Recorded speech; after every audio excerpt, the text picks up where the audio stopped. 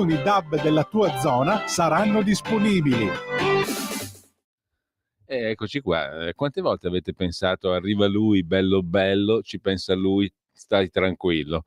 Ci sono quei tipi qui, e sono personaggi che impestano tutti i nostri luoghi nei quali noi ci muoviamo quotidianamente.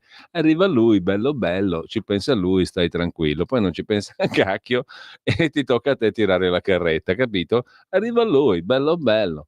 È una verità assoluta, è una verità antropologicamente universale. Noi tra poco, peraltro, invece, arriva lui, il deputato Stefano Candiani, che non è né bello bello né ci pensa lui che stai tranquillo, ma è uno che lavora duramente per il miglioramento del popolo italiano. Lo dico senza alcuna ombra di ironia, perché è vero, questi ormai fanno un lavoraccio infame, questi deputati, come ci spiegava Lino Banfi l'altro giorno, che già l'aveva vista lunga tanti anni fa, nell'81. Voi fate la crocetta sulla scheda elettorale, finita lì, poi gli tocca al deputato avere i fucili puntati contro, lavorare duramente e compagnia cantante.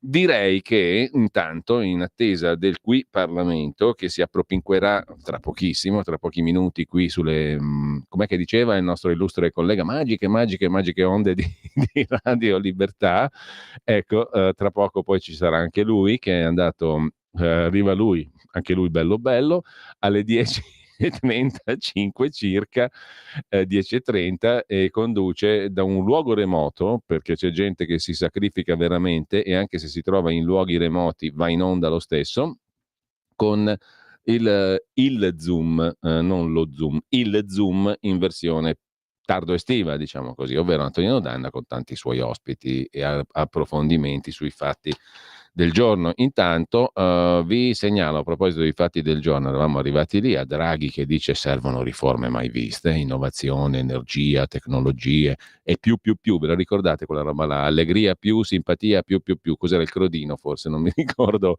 se non mi ricordo male. In ogni caso, sul Tempo di Roma c'è da segnalare un ottimo articolo di Marco Zonetti sulla dottoressa Boccia. Chi è davvero Boccia? Dagli occhiali spia alla PEC tarocca, la società di moda con marchi che rimandano ad altri, i filmati alla Camera, i ripetuti convegni coi politici. Però io ho il vago sospetto che a furia di dire che questa qui è una scema, una millantatrice, una cretina, risalti ancora di più la scemenza, la creduloneria e la cretineria del soggetto che l'ha accreditata. Cioè non faccio nomi né cognomi, ma sono illustri i nomi e i cognomi in questione. In ogni caso, parla anche sul Tempo di Roma il questore della Camera dei Deputati, Alessandro Benvenuto, questore e deputato della Lega. Abbiamo aperto un'inchiesta interna perché fare le riprese alla Camera dei Deputati, per quanto con occhiali Ray-Ban telecamerati, è vietato. Per i selfie basta un'ammonizione. Quello della Boccia è un fatto più grave. Ci sono delle regole che tutti devono rispettare, dice il questore di Montecitorio, il leghista Alessandro Benvenuto. Sul Tempo di Roma però c'è una questione di spionaggio, dicevamo, a occhio e croce ben più pesante di quella della dottoressa Boccia, vale a dire il verminaio, come direi giustamente il Tempo titola.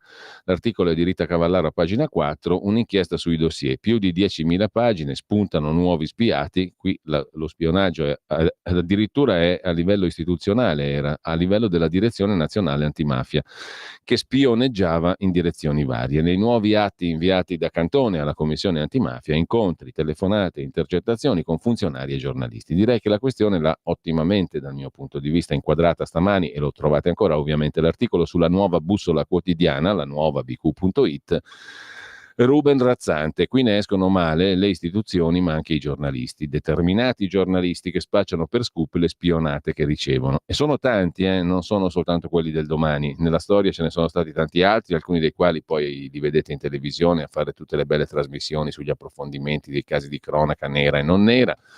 Tanti altri hanno fatto carriera, alcuni sono defunti, lavoravano anche a sinistra, a Repubblica, eccetera. Insomma, io divento la cassetta delle lettere, la buca delle lettere di determinati ambientaci, e la fama mia invece diventa quella del cronista che fa gli scoop, del giornalista di inchiesta.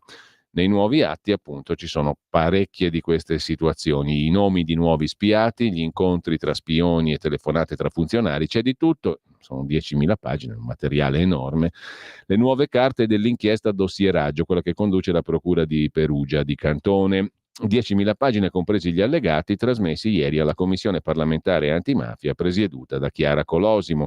Una mole enorme di atti diventati pubblici nel momento in cui sono arrivati a Palazzo San Macuto, ma sui quali la Commissione antimafia ha posto il divieto di divulgazione, in maniera tale che possano essere consultati dai commissari, cioè dai parlamentari, ma non finiscano nelle mani della stampa. Peraltro qui l'interesse pubblico c'è tutto, adesso con tutto il male che si può dire del ministro San Giuliano o comunque può stare simpatico o antipatico, però quelli sono affaracci suoi. Poi lui ha deciso di renderli pubblicissimi andando in TV al TG1 a raccontare la rava e la fava, però quelli sono affari suoi, diciamo. Qua invece si tratta di Direzione Nazionale Antimafia, di giornalisti, di cose che diventano pubbliche e che riguardano personalità pubbliche, a partire dai parlamentari e altri. Quindi l'interesse pubblico c'è tutto.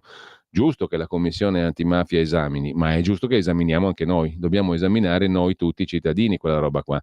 Tra chi ha cominciato a studiare gli atti c'è la deputata del PD, scrive Il Tempo di Roma, Deborah Serracchiani, notata a prendere appunti in vista delle prossime audizioni. Serracchiani si è affrettata a dichiarare che non avrebbe dato informazioni sul contenuto di questi atti. Il faldone ricostruisce quel verminaio che sarà installato alla Direzione Nazionale Antimafia e le migliaia di accessi abusivi alle banche dati, con il successivo download di documenti riservati messi in atto dal finanziere a capo del gruppo Segnalazione Operazioni Sospette dell'Antimafia Pasquale Striano, in alcuni casi in concorso, questa è l'accusa, con l'ex sostituto procuratore antimafia Antonio Laudati.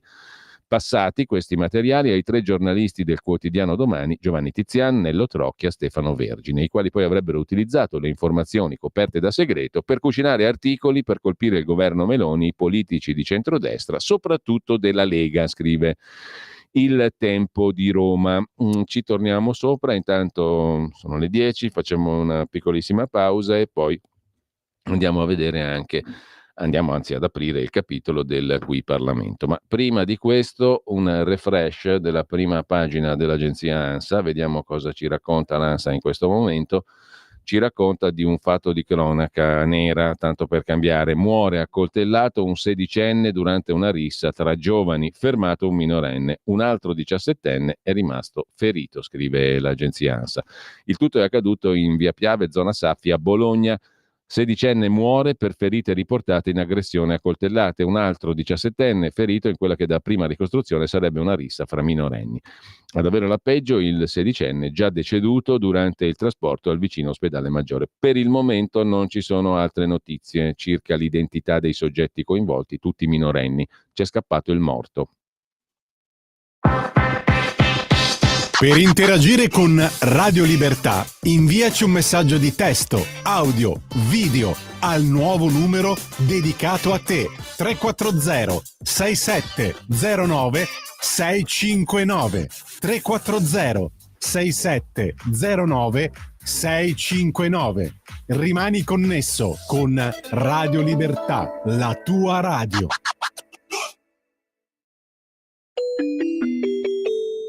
Qui Parlamento. E do il benvenuto e il buongiorno al deputato lombardo della Lega, nato a Busto Arsizio, nel cuore della provincia di Varese, Stefano Candiani, che è segretario della Commissione parlamentare di vigilanza servizi radiotelevisivi, conosciuta come Commissione parlamentare di vigilanza RAI, e componente della Commissione Politiche dell'Unione Europea, che ho il piacere di riavere con noi. Intanto grazie Stefano per essere di nuovo qui. Piacere condiviso, grazie, piacere condiviso. Allora, ci sono tanti argomenti dei quali possiamo parlare. Io credo che si debba partire da quel famoso proverbio romano, no? Che tu conoscerai senz'altro: chi è senza peccato scagli la prima boccia, no? Più o meno sì, più o meno rende l'idea. Diciamo che se oggi si apre il giornale non si può che trovarsi davanti quel titolo. Quindi, Però devo dire la verità, Stefano, allora ne abbiamo letto e straletto, quindi anche i nostri ascoltatori ne avevano piene le scuffie di questa vicenda, che tra l'altro è stata resa pubblicissima dal fatto che il ministro ha deciso di andare al TG1 e raccontare le sue rave e le sue fave, comprese i biglietti aerei pagati, strapagati, perché ho visto il prezzo, madonna, non ha preso neanche il low cost, costavano una cifra, ma ha pagato lui, quindi affari suoi. A me sembra, e qui torno ritorno subito a una questione che stavamo leggendo prima del nostro collegamento. A me sembra che sia molto più grave, dal mio punto di vista di cittadino antico, antichissimo, la vicenda relativa ai dossier spionistici confezionati in una illustre istituzione, importantissima istituzione, la Direzione Nazionale Antimafia, all'epoca guidata da un illustrissimo magistrato che della sua illustrissima carriera si è servito anche per diventare parlamentare, in questo caso dei 5 Stelle. Sto parlando di Federico Cafiero De Rao, procuratore nazionale antimafia.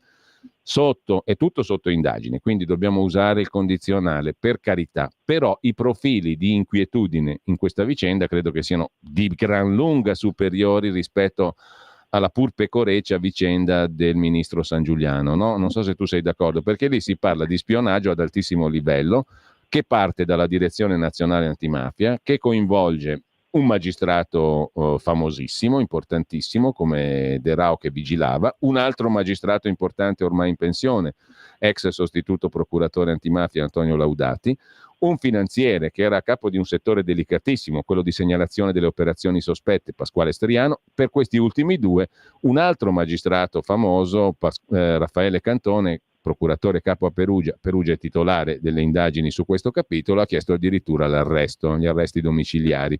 Allora, questa è oltretutto la vicenda coinvolge un quotidiano. I giornalisti di cosiddetta inchiesta ce ne escono malissimo da questa storia perché erano in realtà, ma spesso accade, ed è accaduto per tanti nomi del giornalismo italiano, erano usati come buca delle lettere.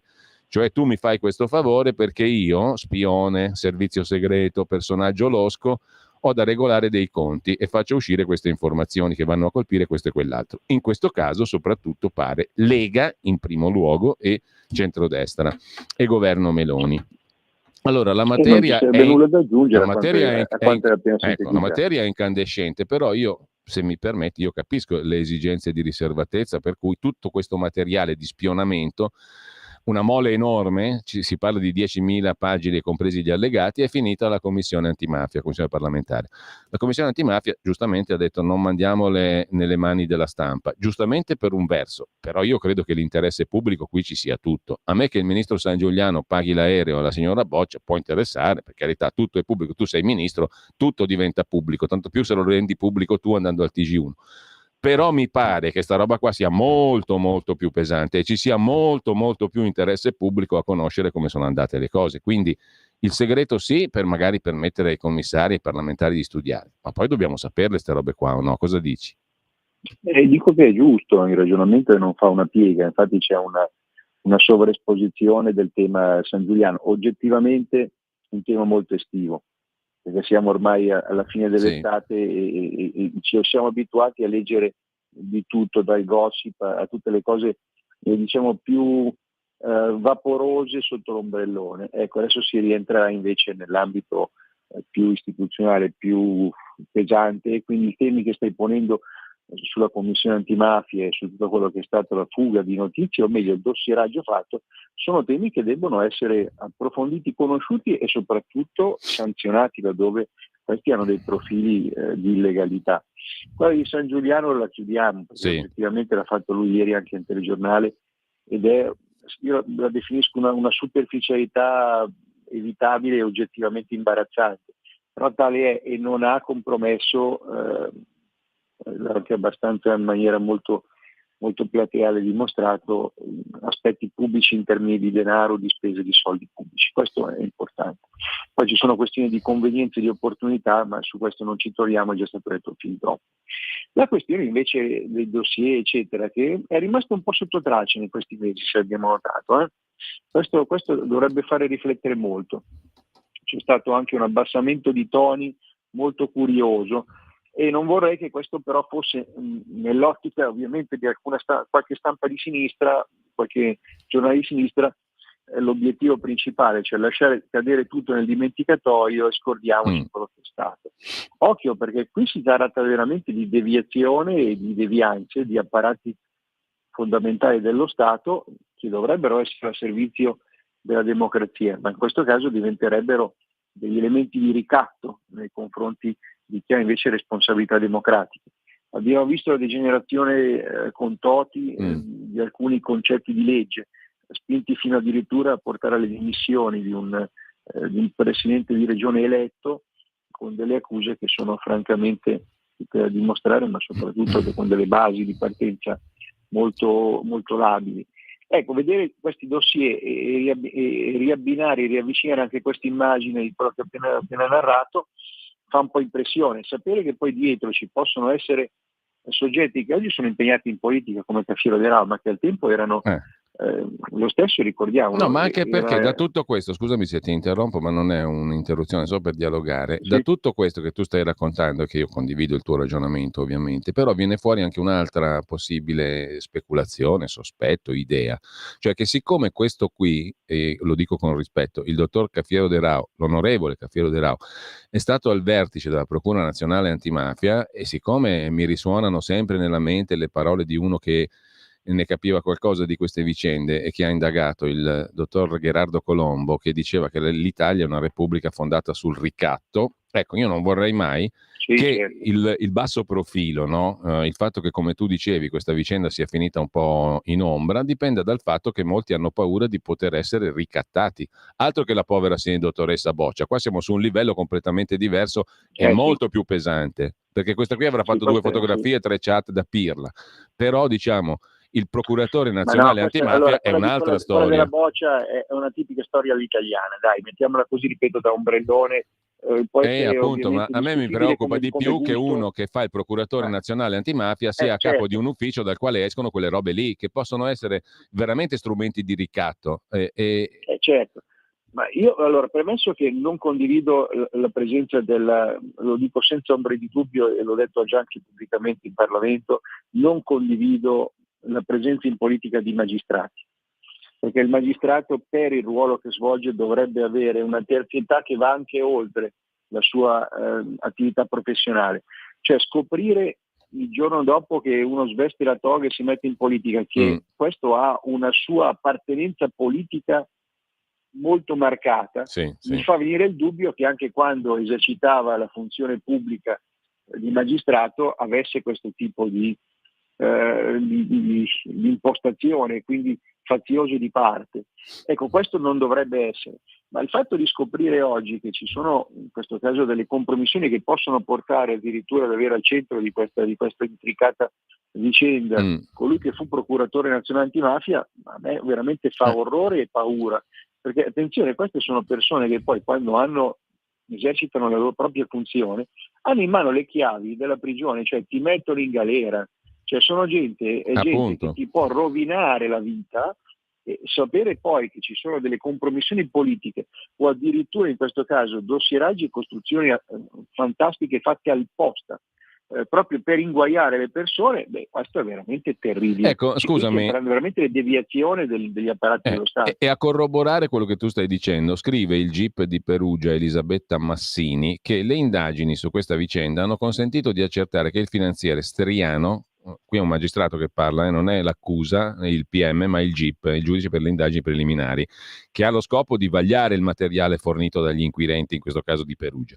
Le indagini hanno consentito di accertare che Striano ha operato accessi abusivi relativi a ben 172 soggetti politici, personaggi del mondo dello spettacolo, ministri, imprenditori e anche calciatori. Questo è il quadro generalissimo. Io credo veramente che i cittadini italiani debbano conoscerla questa vicenda qui. Sì, il dramma vero è che c'è un intreccio che non abbiamo ancora ovviamente, di cui non abbiamo ancora ovviamente conoscenza pubblica generale, un intreccio tra più livelli, perché non è solo il livello degli apparati di cui poi si parla sempre in maniera abbastanza fumosa, ma qui ci sono ovviamente coinvolgimento da parte degli organi della stampa. Cioè uno dice, ma un piccolo giornale come può essere il Domani, ma che c'è, che vantaggio possono trarre? Attenzione, perché anche in questo modo si fanno ricatti, cioè fare uscire una notizia, dare dei pezzetti di notizia e spaventare qualcuno significa renderlo probabilmente più malleabile a delle pressioni. Certo. Ecco, questo meccanismo è un meccanismo veramente criminale nei confronti soprattutto della democrazia e di chi è stato eletto per amministrare. In questo caso veramente, ripeto, si tratta di devianza di apparati dello Stato. Sarà bene approfondire, su questo sarà bene che ci sia ovviamente una responsabilità attribuita a chi le ha fatte queste cose, se c'è politica di mezzo, di sinistra in particolar modo, perché ovviamente anche qua non nascondiamoci, ti trovi tutti i dossier orientati verso i nemici della sinistra e di certa sinistra in particolare. Allora a questo punto andiamo a fondo, perché qualcuno magari che oggi siede in Parlamento e cerca di dare le lezioni con il ditino sulle questioni San Giuliano ad esempio o su altri, ecco, negli anni passati si è reso responsabile di azioni che non esito a definire criminali se confermate nei confronti della democrazia. Ecco, Stefano, abbiamo pochissimi minuti. Io ti pongo un quesito. Questa vicenda da cui siamo partiti, di cui sono pieni i giornali, e l'insabbiare certe cose e invece, o comunque parlarne poco, e dall'altra parte invece enfatizzare le vicende tipo quella di San Giuliano, non rischia di lasciare veramente in ombra alcune delle questioni comunque importanti delle quali ci dobbiamo occupare, perché ha un bel dire il Presidente del Consiglio, Giorgia Meloni, che noi stiamo facendo la storia, che dai tempi di Garibaldi in avanti non c'era una situazione economica così brillante, però rischia che poi non se ne accorge nessuno di questa roba qua. Allora, ti stupirò perché citerò una figura a cui non sono certamente vicino, ma oggettivamente se si legge tra le righe su qualche giornale emerge. C'è il dossier di Draghi, che viene presentato in queste ore a livello europeo. La competitività, lo studio. Esatto, rispetto a Draghi sono, diciamo, tutt'altra visione politica. Ecco, se però lì dentro dovessimo leggere qualche cosa, come leggi in qualche sottotitolo su qualche giornale, ovvero che l'Unione Europea o si riforma velocemente, vediamo poi di cosa intende per riforme Draghi, perché anche questo va declinato, oppure è destinata al declino. Ecco, sarei curioso di capire quali sono gli elementi, perché è oggettivo che l'Unione Europea è in declino. Attenzione a non bearci, in questo senso, torno alle tue parole, di micro risultati nazionali a livello italiano in un sistema che non ti promette poi lo sviluppo. Perché nel momento in cui magari a casa tua stai bene, ma tutto il condominio attorno brucia, non è che stai bene. Casa tua dove non stai troppo bene, in questa giornata ti va bene, ma tutto il condominio va a pezzi, occhio, perché qui c'è un rischio reale magari di brindare quando il Titanic va a fondo. Allora, c'è un livello significativo da verificare, ripeto, sia a livello di competitività ma anche a livello di crescita economica, e poi non parliamo solo per questioni di tempo della questione immigrazione, della questione delle pressioni che arrivano dai fronti di guerra, perché sono veramente preoccupanti. Certo, intanto in Germania, sparatoria vicino al consolato israeliano di Monaco, un uomo armato è stato neutralizzato. Ci raccontano. Poi in Italia invece abbiamo quelli che a cui la sinistra liscia il pelo, che ti preparano la manifestazione in piazza Roma fra qualche giorno, però non Israele, non contro la guerra, ma addirittura pro Hamas, cioè stiamo parlando di quelle robe lì. E Forse poi, su queste cose occorrerebbe fare un focus. E poi Stefano, c'è un altro dato, io mi permetto di sottolinearlo perché facendo la rassegna stampa e comunque avendo sott'occhio un po' i giornali da tanti anni, avendo la cronaca anche sott'occhio, mi sono reso conto, mi sono convinto del fatto che c'è una gioventù in Italia che è molto inquieta tra questioni che hanno a che fare comunque anche con l'immigrazione, perché le giovani generazioni di nati da stranieri, che sono nati qui, che sono nati in Italia, si dice seconde e terze generazioni, non di rado manifestano un'alterità e una opposizione rispetto alla società circostante, che è un problema sociale e politico. Non ha niente a che fare con il colore della pelle, con l'origine, con il razzismo e la nazionalità o la cittadinanza. È un dato di fatto, è un dato sociologicamente rilevante e credo che la politica se ne debba far carico con estremo pragmatismo e con estrema laicità, senza ideologie. A conforto di questo, gli episodi di cronaca sono tanti, l'ultimo è di questa mattina. Muore accoltellato un 16enne durante una rissa tra giovani a Bologna, un altro 17enne è rimasto ferito. Tutta la vicenda riguarda minorenni, non si sa ancora niente di più, non si sa niente circa le caratteristiche di questi soggetti coinvolti, però insomma le spie sociali, le spie di allarme sociale credo che ci siano, e anche voi, anche tu che siete deputati e che rappresentate dei territori, credo che ve ne accorgiate sui vostri territori, no? Ma tutti ce ne accorgiamo.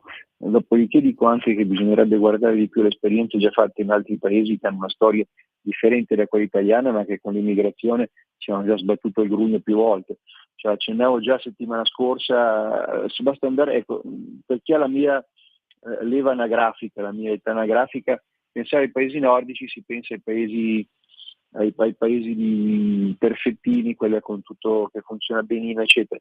Se tu oggi vai a Stoccolma, in Svezia, scoprirai che ci sono interi quartieri occupati, dove sono residenti immigrati di prima e seconda generazione, che sono completamente fuori dal controllo della polizia, cioè la polizia non può entrarci a mantenere l'ordine pubblico perché lì dentro proprio non uscirebbero vivi i poliziotti. Stiamo parlando della Svezia, non parliamo della Francia o di altre questioni.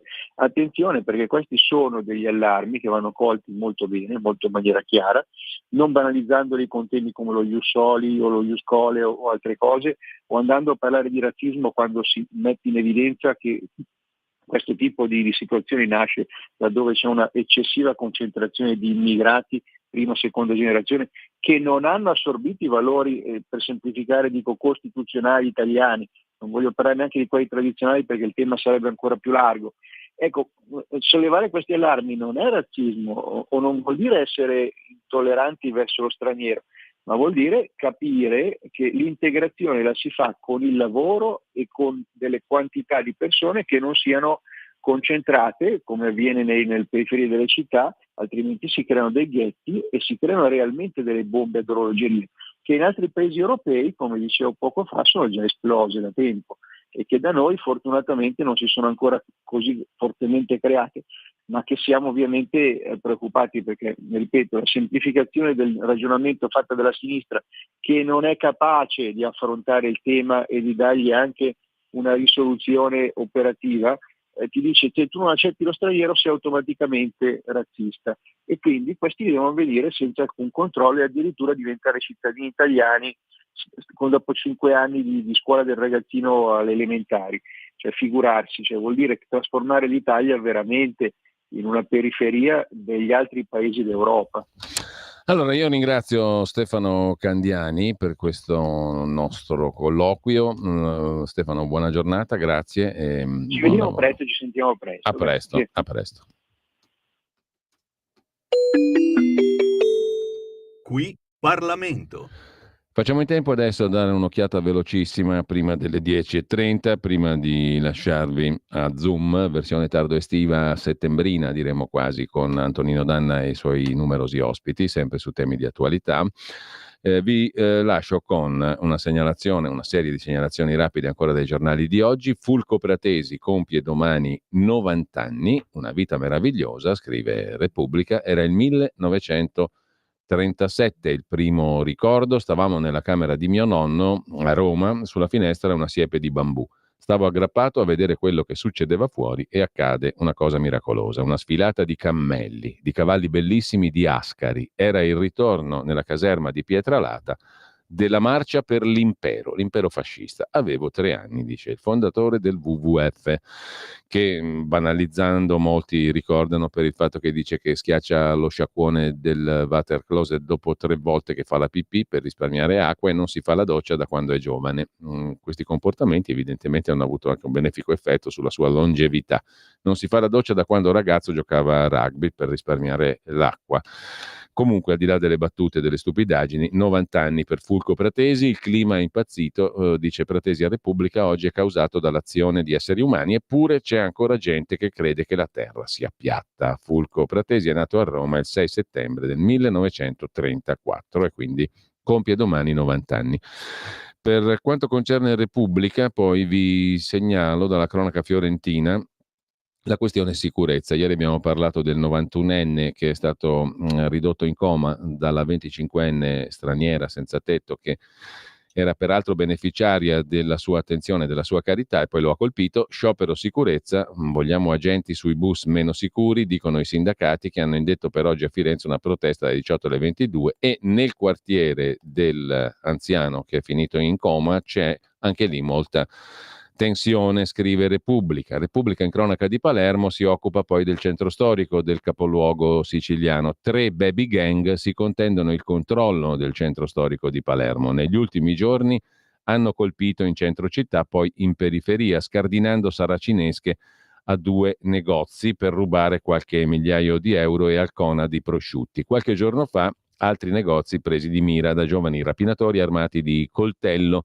Sono almeno 3 le baby gang che polizia e carabinieri stanno cercando, età fra 14 e 17 anni, quasi certamente consumatori di crack, tossicodipendenti che hanno bisogno di soldi per acquistare una dose, 14-17 anni. Palermo, scrive Repubblica, è una delle poche città italiane dove i reati commessi da minorenni aumentano invece di diminuire. Non possiamo avere paura di girare per la città, dice l'arcivescovo Corrado Lorefice, l'arcivescovo di Palermo, giusto appunto. E scrive Repubblica, è allarme sicurezza a Palermo. Autori dei raid di giovani consumatori di crack. Lasciamo Repubblica per andare alla Stampa. La Stampa di Torino ha con Alberto Mattioli che si occupa, è un esperto, è un giornalista appassionato di opera lirica. Alberto Mattioli si occupa del melodramma di Genni, di Gennaro. San Giuliano in politica ha collezionato gaffe e giravolte fino all'ultimo scandalo, l'apparizione TV, una tragedia greca che ne segna definitivamente la caduta. Soprannominato Tarzan per la sua capacità di saltare da un partito all'altro.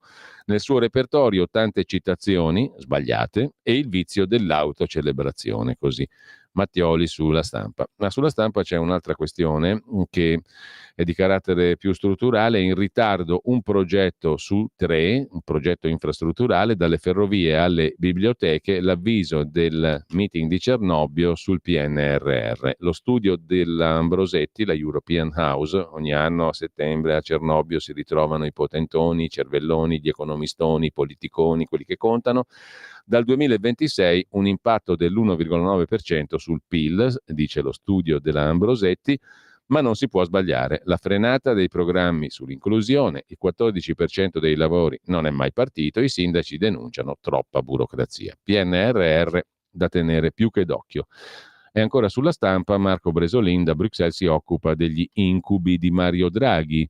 Europa svegliati, dice l'ex premier, serve una grande cooperazione o non saremo più competitivi con gli Stati Uniti e con la Cina. Bisogna fare qualcosa per cambiare questa Europa. Tradotto. Ancora rimanendo ai quotidiani, vi segnalo poi sul quotidiano Libero, in questo caso siamo a pagina 10, un'intervista a Ehud Yahari, giornalista israeliano ritenuto massimo esperto del conflitto locale del mondo arabo circostante ad Israele.